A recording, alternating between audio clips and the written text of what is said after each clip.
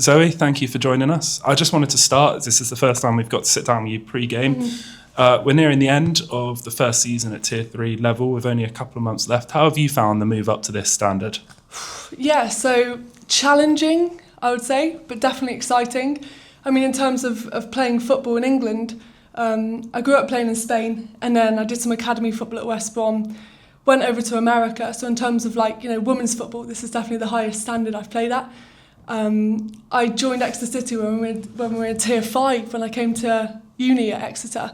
And so going up to Tier 4 was quite a big step up in terms of not just standard, like playing standard, but also commitment mostly.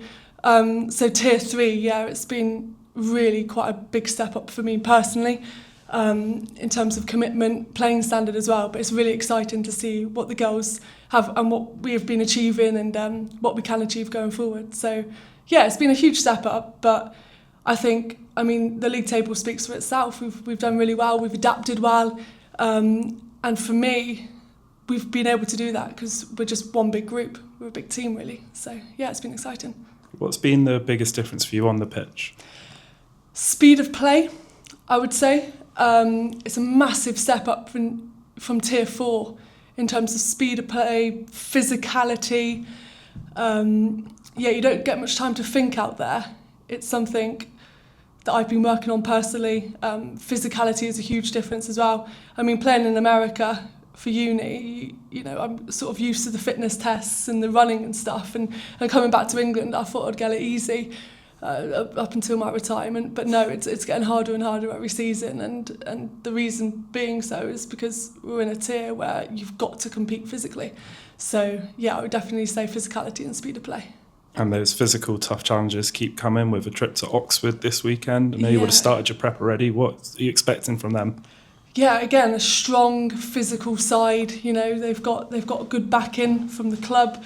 We played them earlier in the season. We played them the start of last season as well when we were in Tier 4 in pre-season, and we went there behind closed doors, and you know, they brought in a bunch of new players last season, and we went there in pre-season. It was a very open-ended game. We struggled physically back then, but we've grown a lot since, and we played them earlier in the season. And yeah, I think although the scoreline was 3-0, we were quite unlucky in that. I don't think the scoreline reflected the game, and hopefully we can go up there this Sunday and change the scoreline.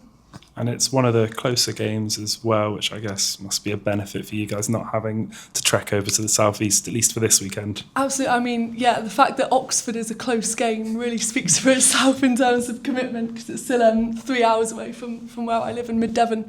But yeah, we've been to Billericay, Ipswich, which are both overnight trips for us. So yeah, Oxford, well, it's still 3 hours, but yeah, it's definitely not 6 like Billericay and Ipswich.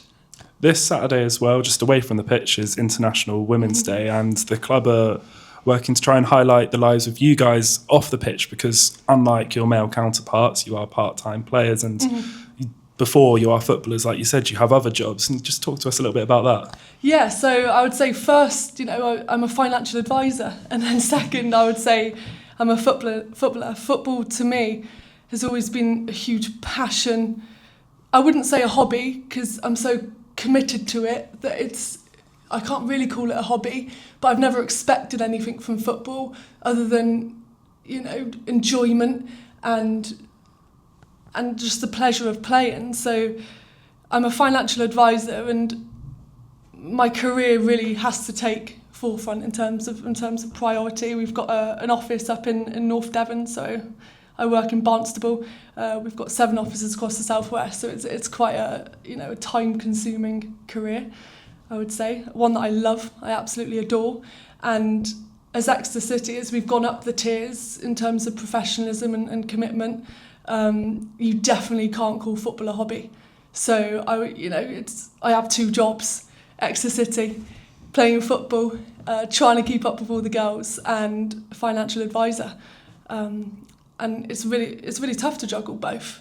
You know, we train quite late at night. So like today, for example, I've got up at 5, got into the office for 7, had 4 or 5 client meetings, and then I've come here to the training ground for, from 6 till 10. I won't get home till 11. I'm doing it all again tomorrow, but it's completely worth it, because football to me is, I would pay to play football. I have paid to play football for many, many years, and I would do that forever if it meant I just get to sort of kick a ball around and have fun with my friends. So yeah, it's tough to juggle both, but it's definitely worth it. And seeing how far the club has come over the last 5 years, it really does make it worthwhile. It's an honour to be a part of it. So nicely put. I mean, you say there at the end, you've been at the club for 5 years. Mm-hmm. I mean, the differences must be plenty, I'm sure, but what's the biggest standout one for you? Is it that move to semi-professionalism? I would say so. So it's actually 7 years. Was it? Sorry. Yeah, 7 years I've been at the club. So I think after I came back from America at 20, and I joined in 2018.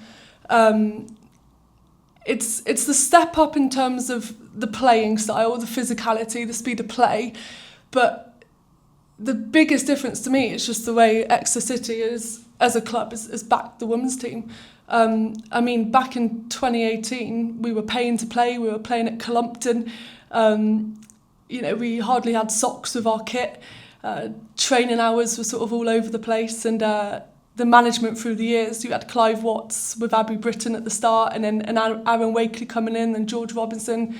They've really just driven this club, and that's been backed by a really enthusiastic board at Exeter City, and just the level of professionalism compared to back in 2018 is incomparable, really.